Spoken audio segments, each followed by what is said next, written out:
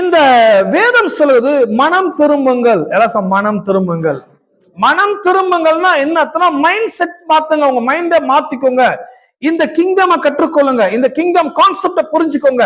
இந்த கிங்டம் கான்செப்டுக்குள்ள வந்து இந்த கிங்டமுடைய அந்த பொருளாதாரம் எப்படிப்பட்டது, இந்த கிங்கோட தேவ ராஜ்யத்தோட கலாச்சாரம் எப்படிப்பட்டது, தேவட ராஜ்யத்தோட பழக்க வழக்கங்கள் எப்படிப்பட்டது, இந்த ராஜ்யத்துக்கேற்றபடி நீங்கள் வாழ பழகுங்கள். ஆமென். அது பிராக்டிஸ் பண்ணிதான் ஆகணும், அது கொஞ்சம் பழகிதான் ஆகணும். இந்த ராஜ்யத்துடைய கலாச்சாரமே முற்றிலும் வித்தியாசமானது. மெயினா இந்த ராஜ்யம் எதை தடுக்குதுன்னு சொன்னா பொய்யை தடுக்கிறது. நம்ம உலகத்துல எது முக்கியம்னா பொய் தான் முக்கியம்.